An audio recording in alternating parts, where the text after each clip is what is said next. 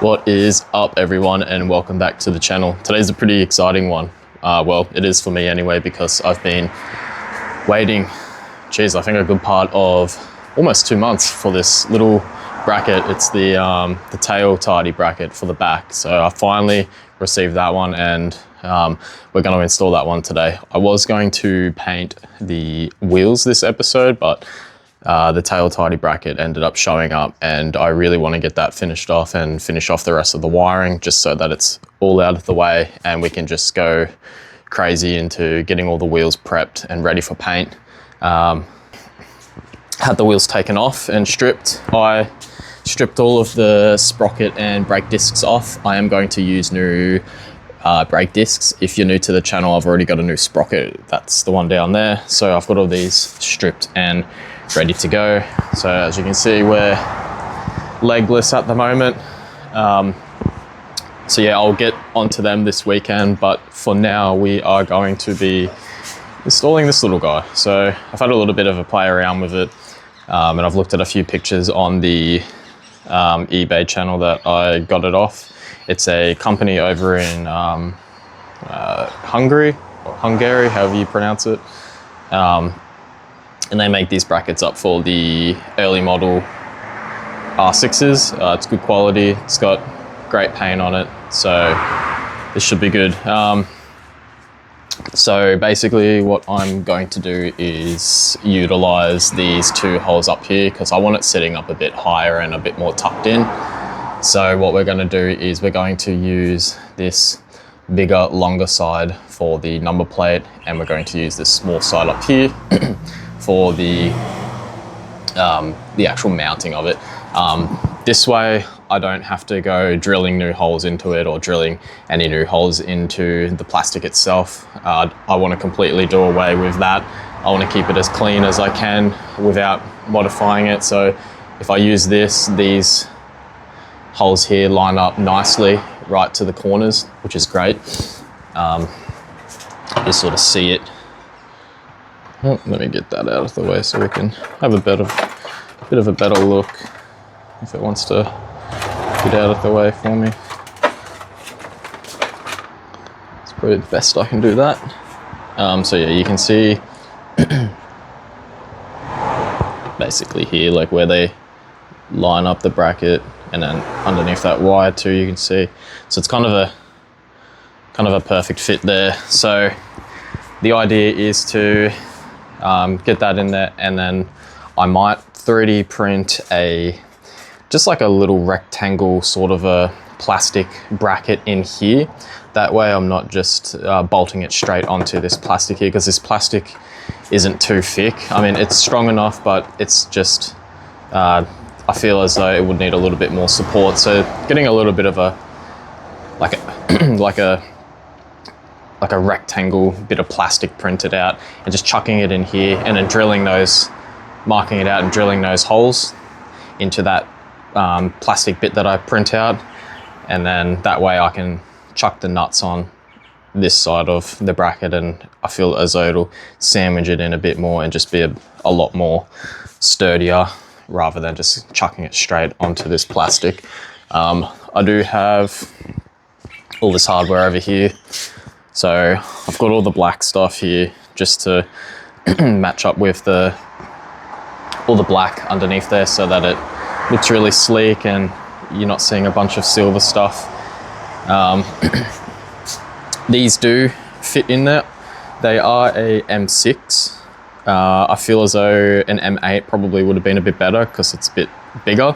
These still work, but when I chuck them into the bracket, it's kind of a little loose. It's not too bad. Like, it still grips on there pretty nicely.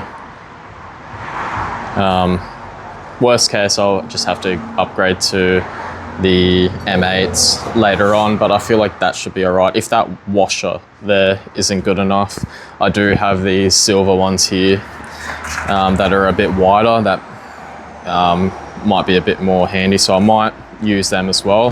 We'll see what happens.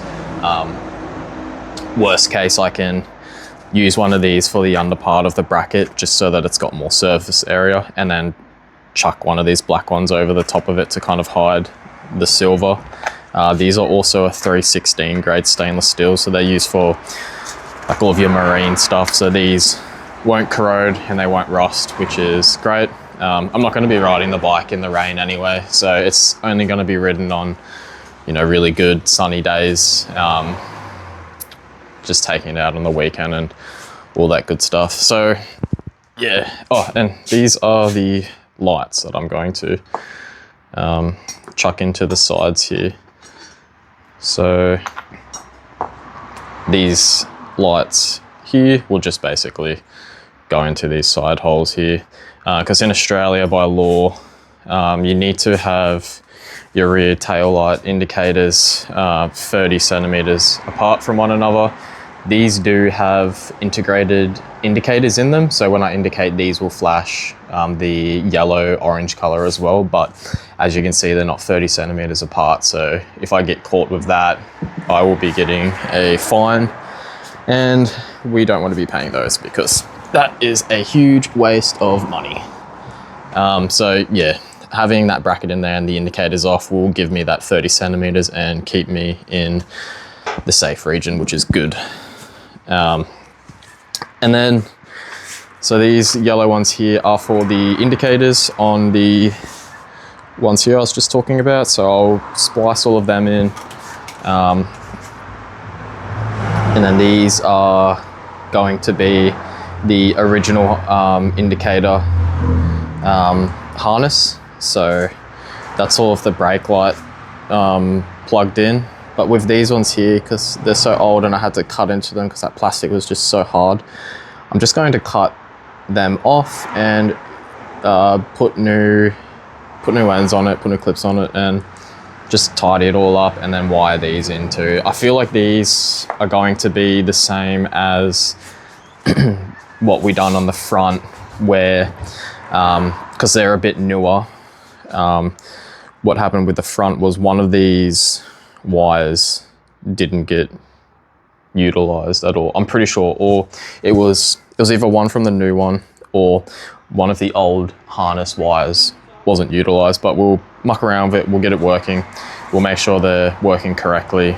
And yeah, but first of all, we'll get this bracket all mounted up, and I'll probably chuck in a little bit of some 3D printing as well, and I'll show you how all of that works. But yeah, so I'll probably go inside now and see what we can do on the computer to get like a little rectangle sort of a bracket going. So probably something similar to this size, but a little bit smaller. So we'll get that going. I'll get some quick measurements of this and how wide it needs to be, and how long it needs to be, and yeah, we'll get into it. Alrighty guys, so we are in the Bat Cave with our 3D printer. This is the Bamboo Lab P1S. It's a really, really good printer. So it's not the top of the line or anything like that, but as far as, you know, starting out and you've got a little bit of money to spend, this is definitely the way to go. It's got the AMS system as well, so you can hold 4 of your spools. This one's just finished upgrading, so that's good. But yeah, so this is basically what I've been using to do all the 3D printing. This one was about $1,200 shipped out. It's like all AI integrated and everything like that, so it's really user friendly and pretty simple to use. I've been printing out like basic tool widgets and stuff like that to hold your tools, but also I've been mucking around with the S1000 winglets. So these are pretty good. I'm gonna do another print with an updated file and see how they come out and see what I can do with them. Possibly sell them and get them all working nicely and able to bolt up to the bike properly. But it's a bit hard when you don't own the bike, so you don't know what needs fixing and, you know, what's a little bit off and if it's going to work or not. So maybe I can find someone with a bike and test fit it on theirs or something like that. But yeah, as far as that goes, it's a really good printer, and there's a lot of stuff that you can print out. So I've just been printing out like all tool and battery holders and stuff. So, but we'll march over here real quick and we'll open up the studio for Bamboo. So as you can see, it's just like the starting page of it. There is a lot of stuff you can print. Like as you can see, you can even print out nuts and bolts, which is crazy. Iron Man helmet, which is cool. There's like a whole library of stuff that you can print out, but we won't get too far into that. But yeah, it's really cool. It's really handy to have one in your house because, you know, they're still pretty new and we're really just touching the surface of, you know, what we can do with these things. But yeah, they're really handy and cool. So basically you can go to prepare something yourself, but that'll take a little bit of time. So what you can also do is you can just go back to home, go into search, and we're just going to type in something basic like rectangle piece, and we'll see what comes up. Because it doesn't, see, we'll get stuff like that. But yeah, as soon as we find like, yeah, something like this, so that's good because we can just use that and then we can customize it while we're in there to the shape and the size and the thickness that we want. But yeah, as you can see, you can type in like whatever, like, I don't know, like action figures or chess pieces or whatever you can think of, and it'll more or less be on here and you can just print it out, which is really cool. Or you can design it all yourself from scratch. But for now, we'll go back up here. We might add in flat piece. Okay, so yeah, we'll go to this one because this one looks pretty good. Just select, we're a P1S, so we'll select it for P1S. And then you just basically click download and open. Cool, so doesn't matter if we're a bit too long or a bit too thick, I can always cut it down to shape, but basically we're just gonna click on the piece, zoom out a little bit, so you can see here, it's not too bad. We're basically just gonna go over here to scale. This is going to allow us to basically just make it a bit thinner because we don't need it that thick. Let's say about that, a little bit longer. And then more importantly, just a bit thicker. So I think you can see sort of there, like now we're at like a decent thickness, which is great.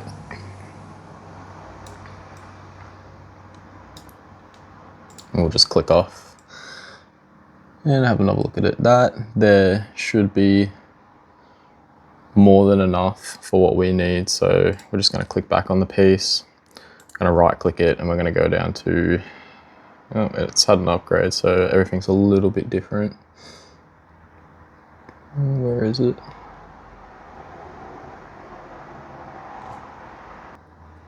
That's all right. We'll figure that one out later. So you've also got like your quality settings over here, so we can leave all of that the way that that is.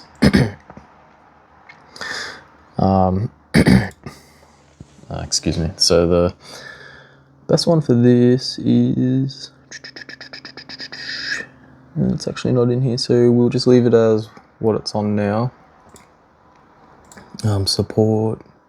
We don't need support because it's not like it's like you're building up and it's going to fall over, so the support just basically builds trees beside it to allow it to go up taller and not fall over. But we'll go into, I believe it's in strength for quality. It's been a little bit since I was here, so no, that's all right. All right, cool. So basically, oh, this is what I'm looking for. So I can't remember which one is the better one to go for. I think it's gyroid.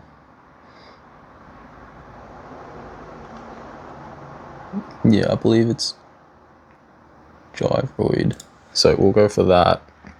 And then the sparser infill. So basically with this, so inside of this object, it's not going to be completely solid. So it's only going to be 25% worth of plastic. So we're going to want to up that a bit more, and we're going to probably go for like, let's just go for like 80% infill, just because I want it to be quite solid. I might go for 90.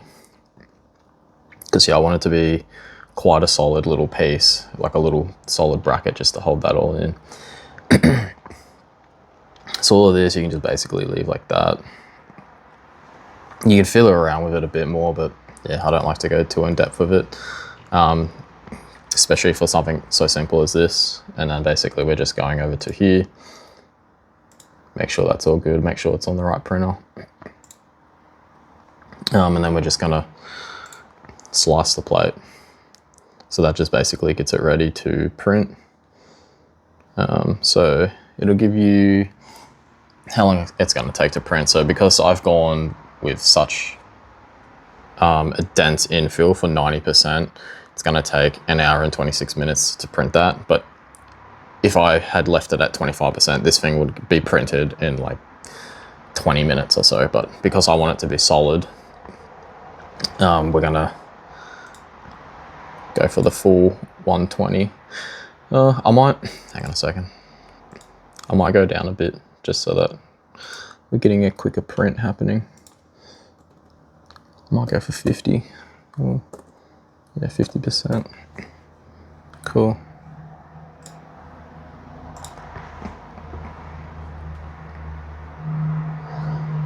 Sweet, so that brings it down to about 54 minutes. So we'll leave it at that and then we'll get this thing printed. So you basically just click print plate. We're on number 1. Everything else here is good. Cool. Sweet, so you basically just send it over. This is basically just a pop-up message because it's an unknown filler. I'm not using Bamboo Lab filler, so as soon as you put another brand of filler in there, it gets all confused, but you basically just click confirm and it works anyway. So basically that'll send it over to the printer. It's all wireless, which is really cool. You can do away with the SD cards, like transferring it all over. So this will basically just get itself all prepped up.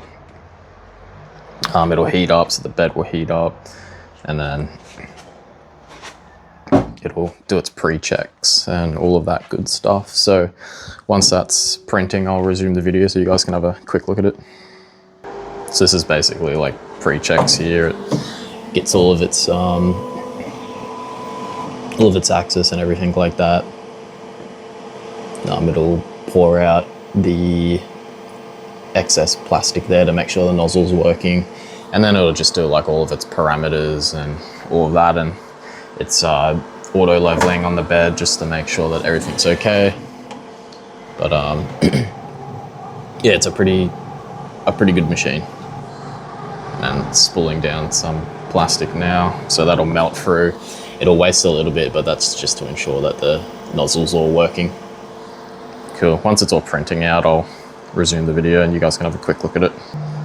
Cool, so here it's starting its print now. It's finished doing all of its parameters, so it'll do a test line of plastic there, just to ensure that it's laying properly and it gets all of that crappy infill out. So here you'll see it'll draw out its line and start doing its rectangle piece that we are making. So that there looks like the perfect thickness, or width, sorry.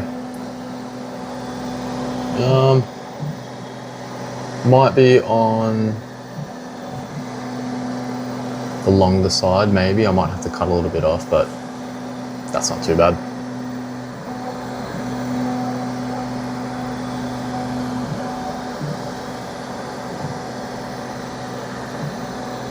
Yeah, so to basically just do all of its infill. If it's only doing the 25% infill, which is not too much, it's able to go much quicker. This is a very quick printer, so you'll see it'll move like that, but even quicker than that, like 3 times as quick as that, but it's going a bit slower because it needs to get that 50% infill in. Yeah, it'll pretty much just do that until it is complete. Let's see it from the top here. A bit dusty, I need to give it a clean off.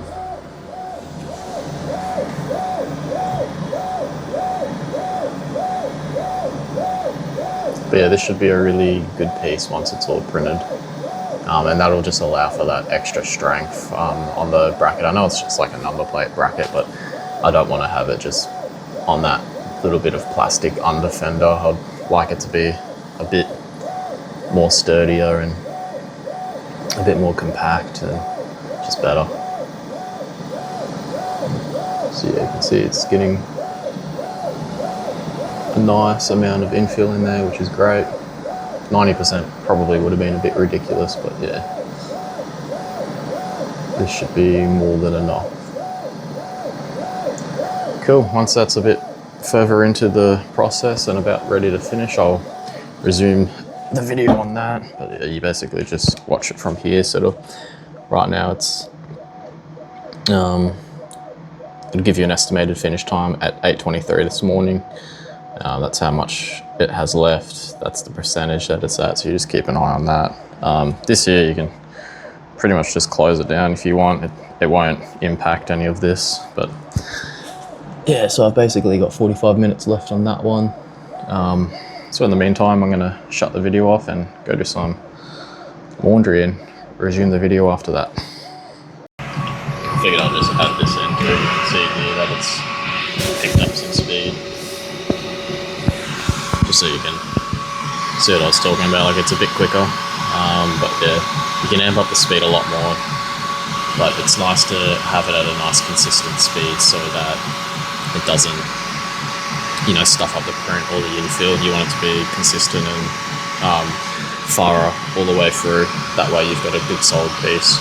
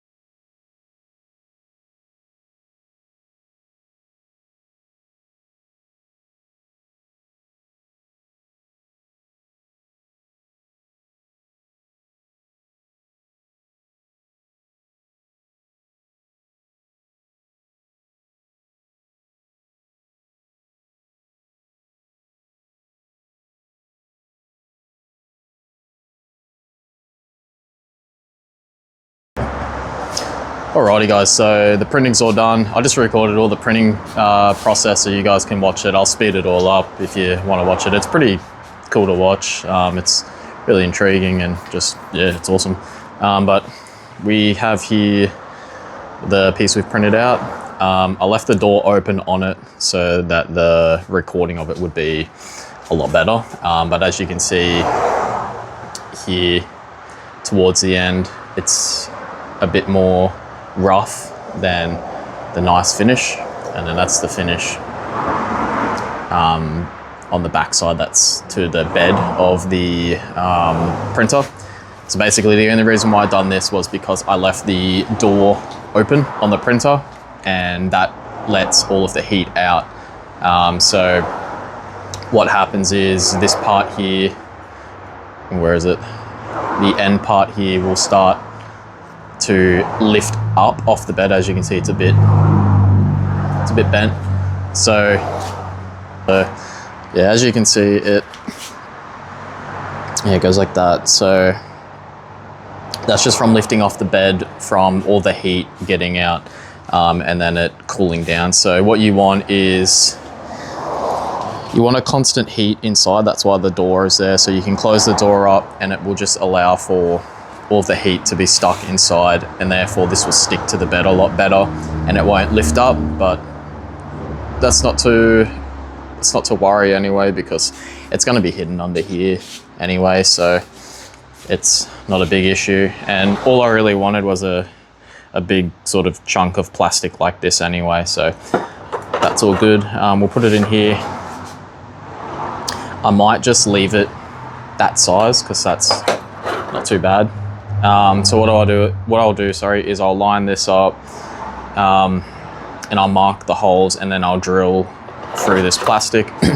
I'm not going to drill the holes the same size as this one because they're a bit big anyway. So the idea is to basically drill the holes in this to the same size as these ones here. That way they're in there nicely. It's a nice snug fit, and they're not going to go anywhere, and it's just going to be a much better finish. But yeah, it's really cool being able to do this sort of stuff at home, rather than, you know, like if you need something like this, you got to go to the shops or the hardware store and try and find something. Sometimes you can't really find what you're looking for, so it's always really nice to just have that printer at home and the capability of just jumping on there, designing what you want, or just finding something on the library that you want and just simply printing it out, and voila, it's really cool. But yeah, the quality is really good too. Like, I can't even really bend that. It's solid stuff. Yeah, it's just awesome. The first time I printed with it was just mesmerizing. I was like, oh, this is awesome stuff. I'm just creating something at home, and yeah, cool. So we'll get this all in there and lined up. I'll set the camera up and I'll mark it all out and drill it all out, and we'll get into getting that all mounted. That way we can just dive straight into the wiring and getting all this done. I got to figure out how that all works again, because it's been a while since I mocked it all up and had it all working. But yeah, I'll jump into it now. Alrighty, so I forgot to get a paint pen from Bunnings, which is, for those of you that don't know, Bunnings is our hardware store in Australia, kind of like, I don't know what you guys call it over in the States or America or whatever. I think you call it Home Depot or something, I think it is. But yeah, so I've just got my permanent marker, black on black, but usually when you mark on black, you can see sort of that like metallic color anyway, so that's gonna do for now. I'll get this in here and I'll just quickly mark out where I want it to be. So I'll set that up as best I can. Doesn't need to be perfect. Just as close to the middle part as I possibly can, and then I'll have a look at it and go from there.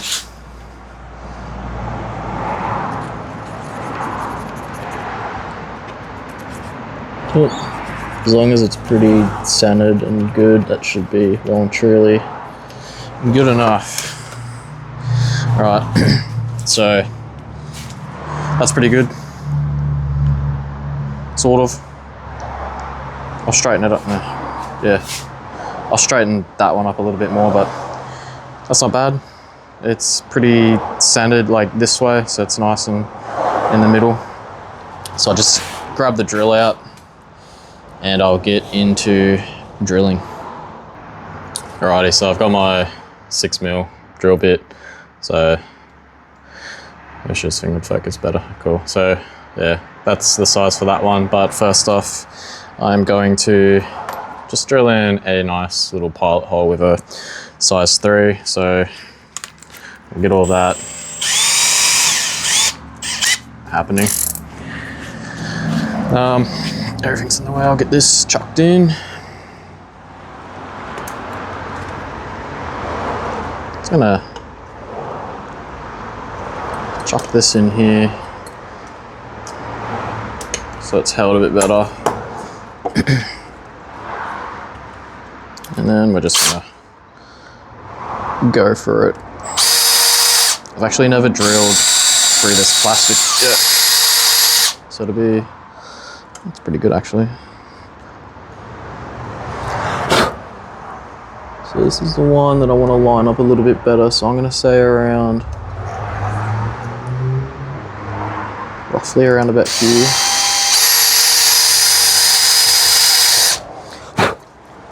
Cool. So now we'll switch over to the 6mm.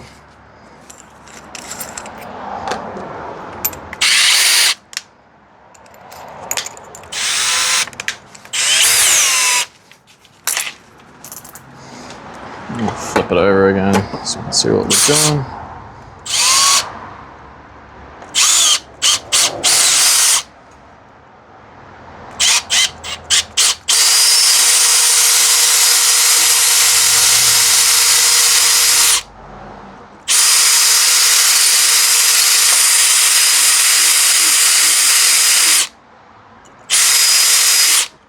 Cool. Just get all those little shaving bits off of it.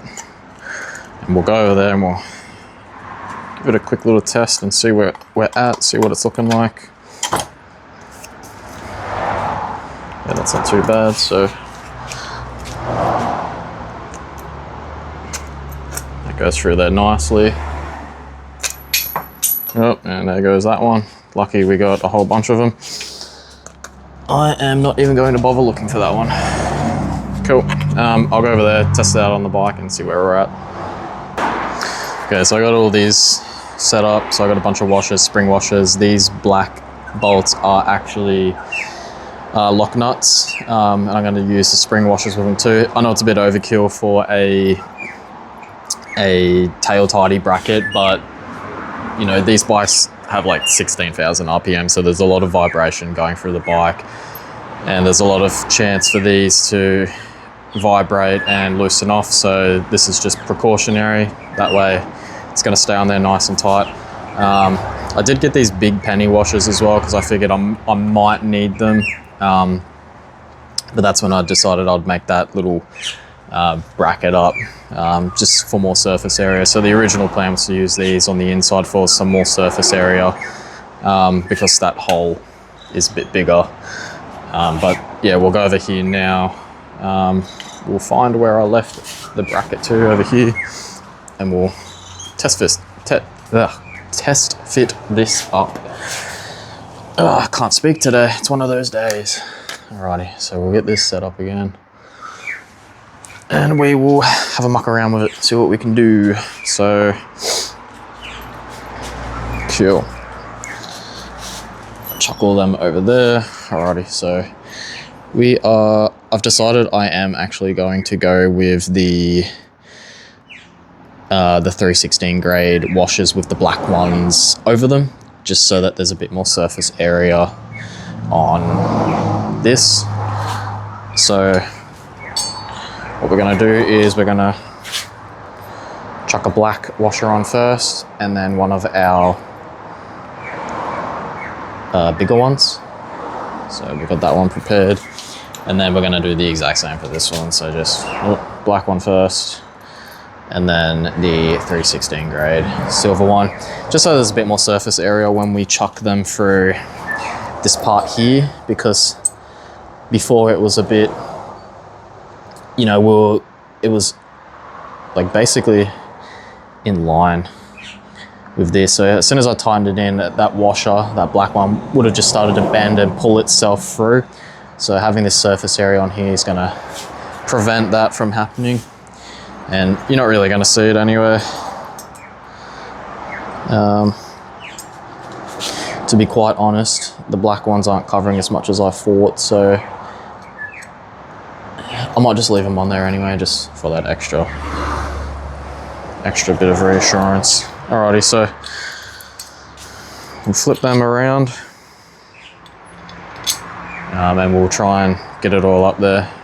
Oh, dropping everything today, can't talk today, oh god. Alrighty, so we'll get the bracket. I'll get everything set up over there as well. Cool, so sweet. I'm gonna have the nicer side flipped up. I know you're not really gonna see it. You're only really gonna see when you lift the seat up, but it's even when you lift the seat up, at least you're still gonna see the nice side of it. So we'll get this in here now. We'll shove these up through here. I'm trying to think, yeah. So we'll shove this up through here. I'll just test fit this bracket and see if it works. If it works, I will switch the camera around and we'll have a look from the top side. Alrighty. Yeah, so that's perfect. Cool. I really do need to get a bigger stand for this, because I'm using sort of like a selfie stick that turns into a tripod. But yeah, as you can see, that's really nice. I will get that all set up properly now. I might even get this up on a stand. Is that going to hold? So that might hold. Yeah, I'll get this up on my stool. So we can prop this camera up a bit more and you guys can have gears of what's happening. Cool. Sweet. So that's pretty much all in there. So what we're gonna do now is, and that's nice down the bottom too. So yeah, what we're gonna do is we're gonna chuck again, just one of our normal washers.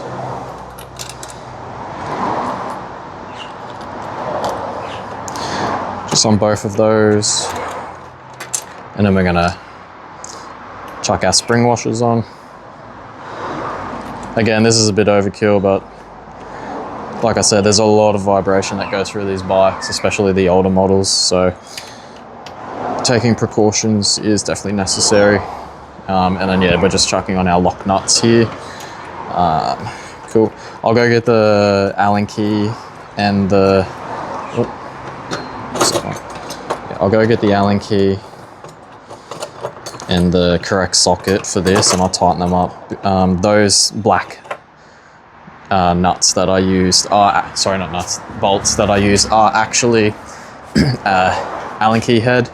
I went with that one because it's gonna look a lot, if anyone does decide to have a look underneath there, it's, I don't know, I guess it's a bit more of a nicer look than using silver bolt heads. Righty, so we got our tools where, so this one is going to be a size 4 Allen key and then a size 10 socket. So I'm just going to tighten them up from the top. Hopefully the socket's long enough and I don't need a deep dish one. If I do, I'll just quickly swap it over. So I will hold it from underneath and start tightening this up.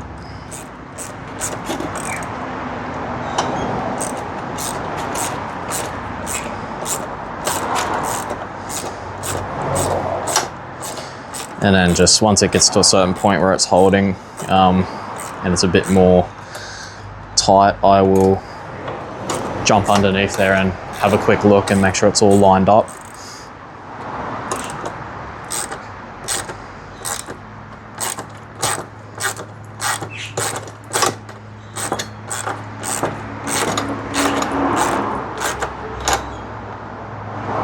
So that one's at a nice point there.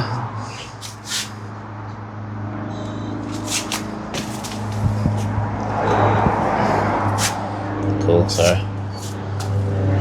yeah, that's pretty straight.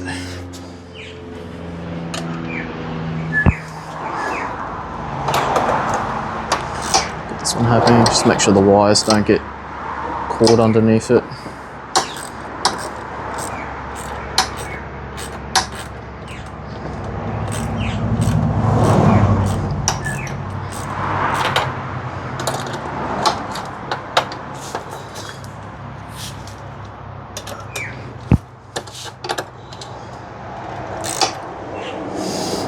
God, these wires are in a shitty spot. Get out of there.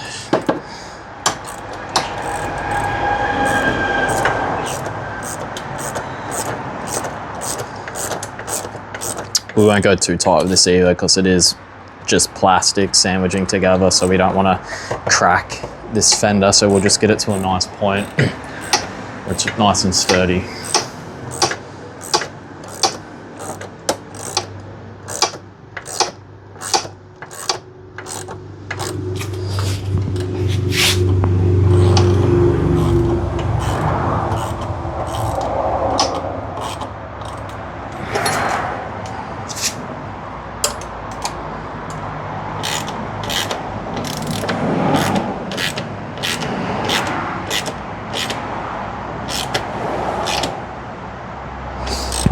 Pretty good there. We'll switch over.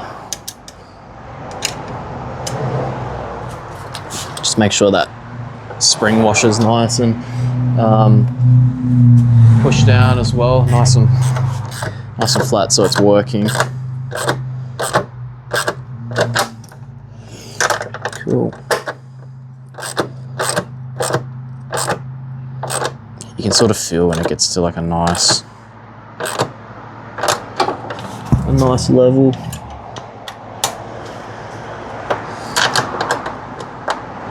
So that's pretty good. This one needs a tiny bit more.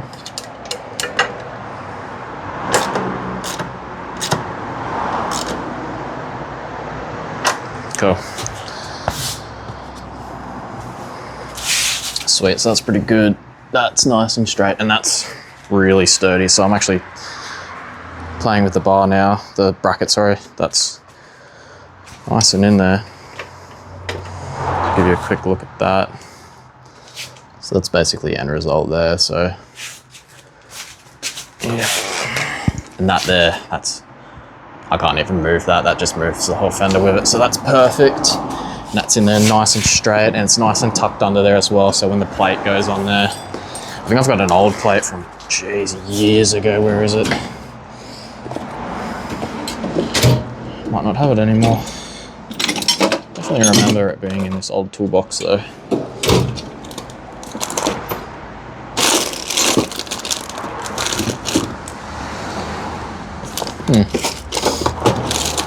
Would have been nice to have that to test fit it.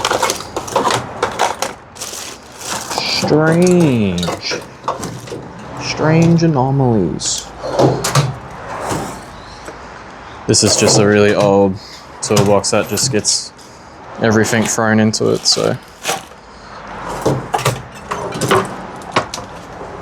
Well, that's weird. That's where I saw it not long ago. I don't know. I swear I was down the bottom one. Strange. Anyway, that's all right. So yeah, the number plates are pretty easy to fit anyway. You just basically chuck it on here, and we'll be using this part here, and we'll just, it already has pre-drilled holes, and I'm pretty sure they're gonna line up somewhere here anyway. If not, you just drill through the number plate and line it all up yourself. But yeah, so now I'll get all these in. I might put a little bit of Loctite on these too, so they don't loosen themselves off, but it's not too bad anyway, because you can see it's got, I forgot what they're called, but it's gonna dig into the side anyway. But just to be on the safe side, I'll put a touch of Loctite on it because, like I said, lots of vibration going through these old R6s, so best to be on the safe side. Alrighty, so we'll just get all these off and we'll get it all prepared to go in there. So we'll take these right off.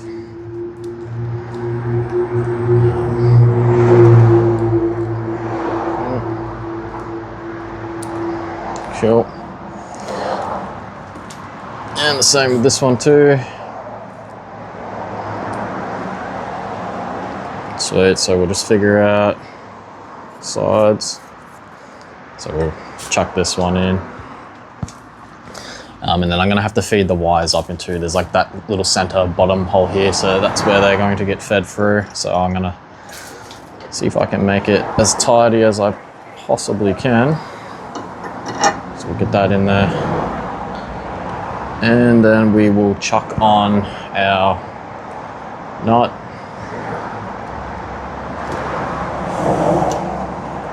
And we'll just get it sitting in there nicely, and I'll add some Loctite later. So we'll just feed this up through this bottom hole, and then that's going to lead straight into our top part up here. And yeah, so it's got that nice black sleeve on it too, so it just covers up everything, so you don't really see what's going on, which is awesome. And we'll chuck this one in as well. Get it in there. Get our nut again, chuck it back in, back on. Cool, tighten her up, yeah. See that there's already looking nice and good, like it should, like a bike again. And we'll throw these straight back up in that big center one again. I might actually get, because I've actually seen them at the hardware store, so I'll grab this real quick. So basically it's getting fed up into that hole there, but you might not know what I'm talking about, but it's kind of like those little plastic inserts that you put in here. So it'll have like, around the side of it, it'll have like the little cutout so that it goes straight up in here. And then that way when you're squeezing these through, it actually squeezes through that plastic bit and keeps it nice and watertight. So I might actually go get one of them later and chuck it in, or you know, I can just leave it. But yeah, that might be a good idea. But like I said, I'm not going to be riding it in the rain anyway, so I'm going to be very careful when I ride this thing, because I don't want any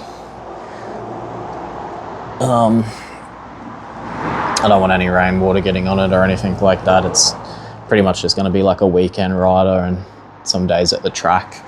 But that there is awesome, and that's going to give me see, now you can see it's that nice 30 centimeters apart, which is great. It's very tucked up as well, which is what I wanted. I don't want those big droopy parts that, you know, like when the stock ones, they're just like really far down and it just looks horrendous. Looks like you've just got a big fender that comes all the way down. It's a bit silly. But yeah, that's really nice. That gives me that 30 centimeters, so that'll keep me on the good side of the law, and I won't be getting in trouble by those guys, because as we know, that is not a fun time. But yeah, that's really nice, and it's really level as well, which is really good. I like how it sticks out the sides of the fenders too. You can sort of see like that. I really like that. So you can see that little part sticking out the side of the fender, which is good because the back parts here light up too.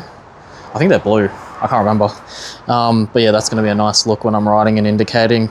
People will see that, which is nice. Yeah, sweet. Oh yeah, and as you can see, it's all at the top now. So now we've got a big spaghetti of wires happening that we will sort out, but I'll get these tightened up and I'll get that Loctite on it too, and we'll jump straight back to the top. And and get all of that wiring sorted out. Sweet, so I chuck a bit of the Loctite on it.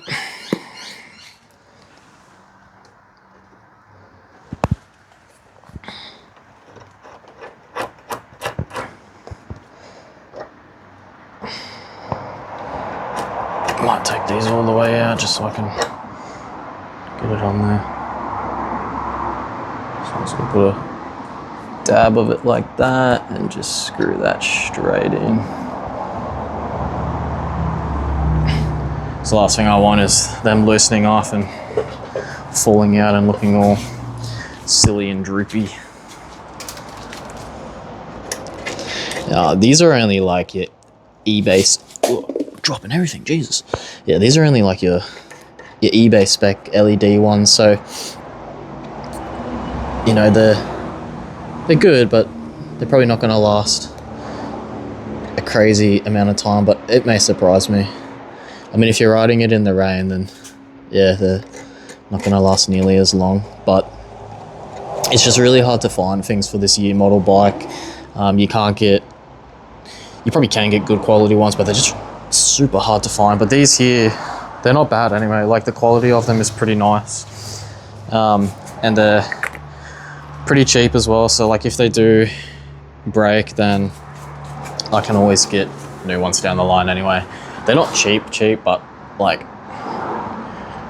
you know, with like other lights you get, they're like 100 or 200 bucks, where these ones were like, oh geez, I can't even remember, like 40 bucks for the set, which is pretty good. Cool, so we'll grab our 14 mil and we will tighten that up as much as we possibly can.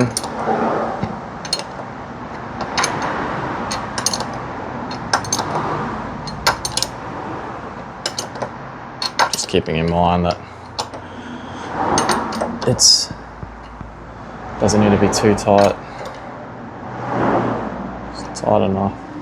Yeah, see, if you go a bit too tight, it's going to start rotating, which we don't want. We want them sitting down nice and visible, so people know where you're going. It's good.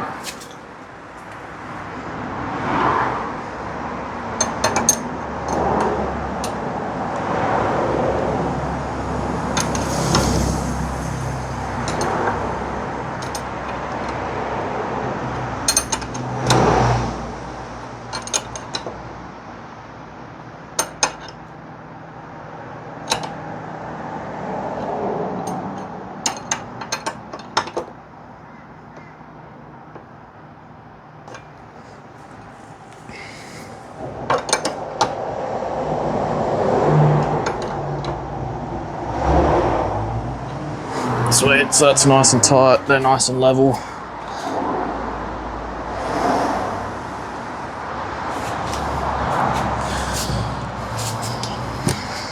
Sweet. Cool, that's all done. We'll jump back to the top now and we'll sort out all this wiring. I'll chuck the key in it and have a look at what we're doing and go from there. Cool, so I've just mocked it up real quick, so I'll show you it working.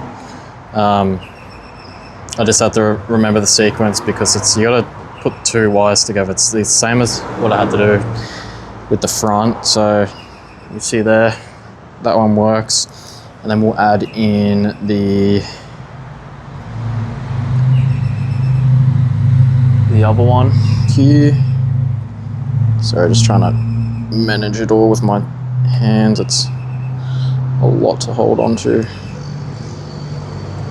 So that, yeah, so cool. You can see, oh, hang on.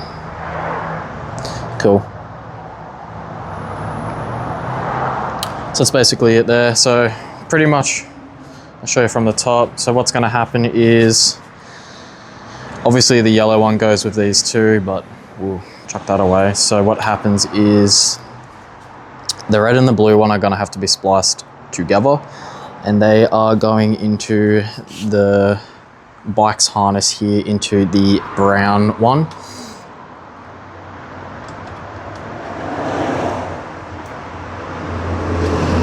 like that. And then we've got our earth cable too, and that just goes into the earth cable there. And then to get the rear tail light indicator working, you just get that yellow one and chuck it in here as well. So we're gonna have 3 going into that. And then it should be the same for the other side. So we're going to have the 2 ones here, the red and the blue and the yellow, going into our green wire here. So I'll give that a test anyway before I do it, just to make sure that that is all correct and working. And then once I know that that's good, I will chop this and get it ready for new clips. I got to cut these off as well and put new ones on, because I don't actually have these round ones. I've just got your normal ones that plug in to each other. So I'll give this green one a quick test just to make sure that it's working as well. And if that's all good, then I'll continue the video and we'll just jump straight into getting it all wired together. Alrighty, so I've tested both sides. Both sides of the indicators are all working. I had to leave my phone on charge, so I basically just cut all of those connections off and got all the wires ready for their new connections while my phone charged a little bit. I also added on a little bit more heat shrink onto these old wires on the motorcycle harness itself, because the bike is 25 years old, so the wires are a bit old. They still work, but they had little cracks in the plastic and little splits where wire was starting to expose itself. So I've just chucked on some heat shrink on them just to cover up all those cracks and to ensure that they're not going to end up touching each other and blowing a fuse or anything like that. So I've basically just color coded them. The green one, I put a green heat shrink on. I didn't have brown, so I just went with yellow because it's close enough. I had red, but yellow is close enough. But yeah, so basically now we're just gonna chuck on the new connections and heat shrink what needs to be heat shrink, and yeah, we'll go from there. So I'll jump into that and yeah, let's get into it.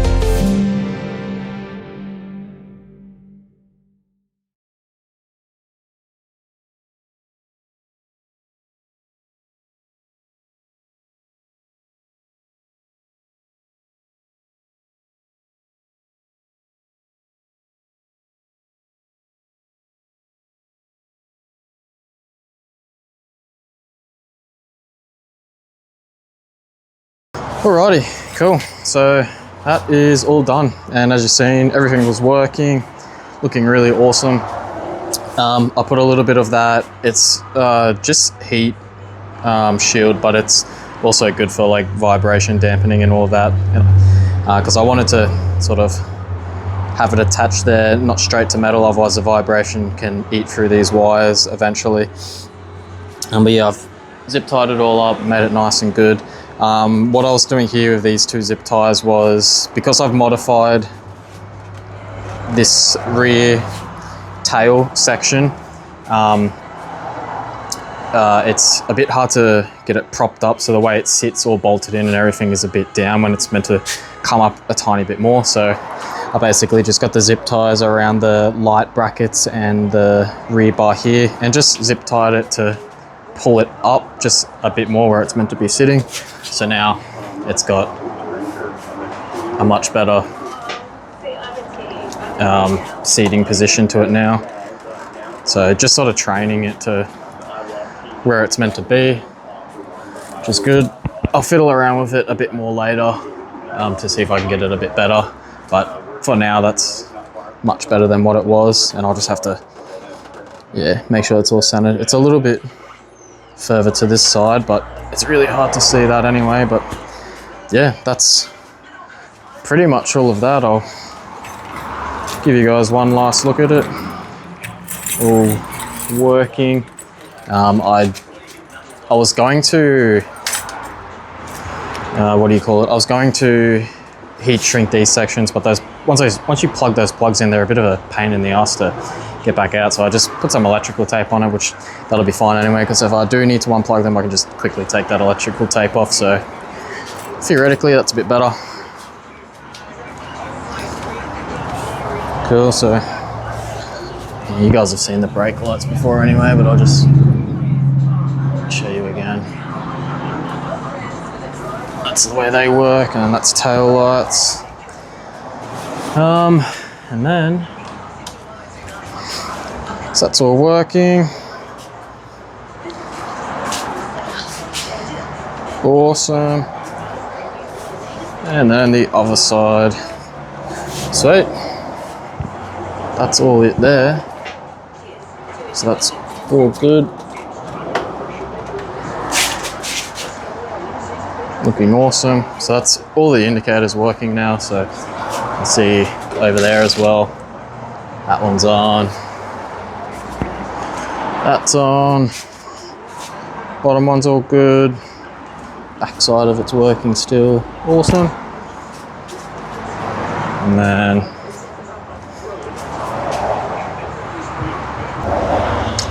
yeah, cool. That's basically everything there that I was going to do today. Maybe later this afternoon, I might get into the rear wheels and get them started. So that basically concludes this episode for now. So that's everything all wired up, all the lights working. I was super eager to get that done. I've been waiting a long time for that bracket to come. So that's good that that's all done now. So yeah, not much left to do now. So yeah, next episode will definitely be the rims. So gonna get all them fixed up because the paint, as you can see, is just absolutely terrible. All pulled apart. I took it to the tire shop, the motorcycle tire shop. I got them to strip off the old tires and to push out all of the bearings so that I've got a nice stripped clean wheel to prep. Basically what I'm going to do is I'm not going to sand. I'm just going to chuck on some paint stripper and let that do its work. I've got a bunch of other stuff here. I've got all the paint. Everything's ready to go. If it does need some sanding afterwards, if it has imperfections or anything like that, I will do that and fill in any imperfections. But yeah, that's pretty much it. So yeah, thanks for tuning in again, and I will catch you guys on the next episode. Peace.